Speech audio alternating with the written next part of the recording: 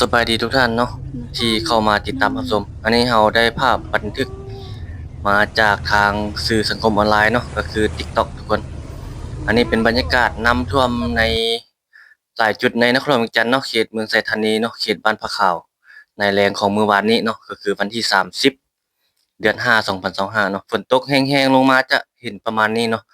อยู่ในขอบเขตนครเวียงจันทน์หลายจุดจะเป็นน้ำท่วมหลายบนมันที่ต่ำเนาะและการสัญจรไปมาก็จะคือทุกท่านเห็นนี่แหละทุกคนติดแล้วก็บางคันก็ตายบางคันก็ไปได้เนาะรถจักรรถใหญ่อันนี้สาเหตุมันมาจากหยังทุกคนว่าที่น้ำท่วมแบบนี้เนาะเออหลายปัจจัยหลายอย่างบวกใส่กันคลองระบายน้ำน้อยบ่ไหลบ่ทันบ่หรือว่าคลองน้ำมันตันขี้เหงื่อขี้หยาบ่ทิ่มทรายจากผู้คนเฮานี่แหละบ้านเรือนเฮาเด้นาเรือนนาเจ้าหยังต่างๆนาก็ว่ากันไปเนาะระบบคลองระบายน้ำในขอบเขตตัวเมืองนครหลวงเวียงจันทน์เนาะจากคลองระบายน้ำแคมทางขนาดน้อยหาขนาดกลางแล้วก็สู่คลองน้ำในเขตตัวเมืองเนาะที่มันเป็นคลองใหญ่เข้าฮอดยาวฮอดเรือนก็มีเนาะบรรยากาศเมื่อวานนี้ก็ถือว่าหนักสมควรทุกคนเนาะฝนมันตกรินๆๆๆลงมาแรงก็อยู่ผู้อยู่เรือนต่ำก็จะประมาณนี้เนาะเรือนต่ำบ่บนหนทางต่ำบ่อ้อมซอยต่างๆหรือว่าทางอ้อมทางซอยจุดต่างๆเนาะ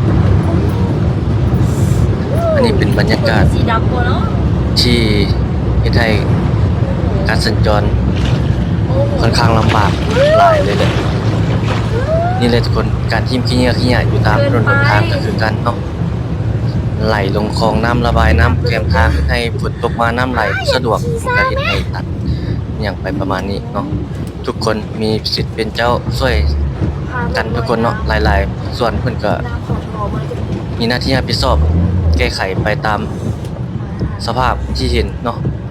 จุดใดที่มันมีน้ำน้ำค้างแต่เขตบ้านพระขาวนี่หลายปีผ่านมาเราก็เคยเห็นเนาะแต่มาฮอดปียังเห็นอยู่แต่จุดนี้เดี๋ยวเพิ่นก็จะมีการแก้ไขลองน้ำไปว่ามันสาเหตุมันมาจากอันใดอหยังประมาณนี้นะปรับปรุงแนวน้ำเนาะทำความสะอาดแนวน้ำไปอันนี้มันคลองระบายน้ำนี่มันไหลบ่ทันทุกคนมันจึงออกมาขึ้นใส่ทางแบบนี้เนาะ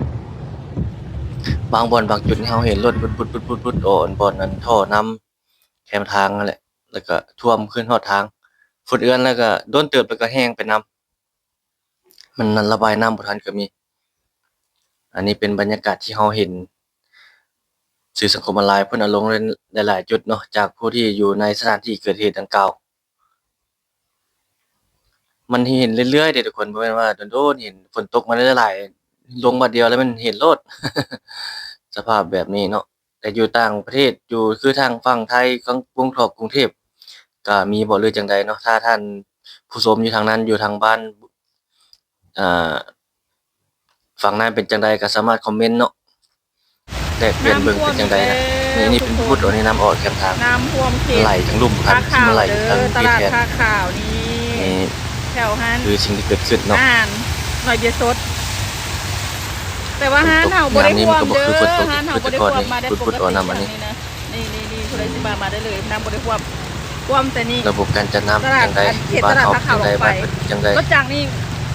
คาดว่าน่าวางจะทางแล้วน้ำไปพับบ่ได้ทุมือกคนนี่เพราะว่าแก้มันไขในน้ำท่วมขังแบบ เบิ่งรถใหญ่เด้เบิ่งสิซูมรถใหญ่ให้เบิ่งระยะเวลาฝนตกมามันเป็นแบบนี้นะเนาะพวกควรเจ้าแก้ไขแบบใดเบิ่ง มันจะส่งผลกระทมับนสิท่ต่อวมฮอดอันงานปลายพาหนะรถเขาเนาะเจ้าให้ล่ะเกิดความเสียหายไปต่างๆนานาบางคนบางท่วมท่านมีรถหลายแฮงดีแต่มาจื้อคันใส่ผู้ใดน้ำอันนี้จะมาแห้งทางนี้น่ะรีเว้นเด้อบก็มีเส้นทางตลาดผักขาวนี่นี่เด้อันนี้อเว้นด่วนเสียหายต่อการนี่ๆรถจักรงานพาหนะที่รเราได้ถจักรเขาผ่านเจ้านะเบิ่งเขาจะไปบ่ได้ละถนนหนทางก็มันต้องได้สิท่วมมันเต็มเลยมีสิ่งที่เฮ็ดให้น้ำไหลไปมาสะดวกอันนี้จุดนี้ท่วมตลอดแต่ละปีก็เห็นเนาะจุดนี้อันนี้ เป็นบรรยากาศนะบางคันก็จักดับจักมอดอยู่กลางน้ำแบบนี้นะเฮ็ดจักคืนใหม่ก็โอ้สมควรเด้บ่แม่นว่าถึกๆเนาะอันนี้แหละคือผลกระทบที่ทุกคนเห็นเนาะต่อหลายๆอย่างที่เกิดขึ้นฉะนั้นแล้วก็เพิ่นก็พยายามแก้ไขนั่นแหละให้ตรงจุดตรงบ่อนที่มันเป็นแบบนี้เนาะ อันนี้เราก็มาเล่าพอคร่าวๆให้ทุกท่านได้เบิ่งได้ชมเก็บภาพบรรยากาศมาให้ทุกท่านได้เบิ่งได้ชมแล้วก็ขอบใจภาพจากต้นฉบับเนาะที่เพิ่นถ่ายลงให้ได้เห็นได้ชมนำเราก็นำมาเผยแพร่ต่อให้บรรดาท่านได้เบิ่งได้ชมเอาพบกันใหม่ทุกคนสบายดี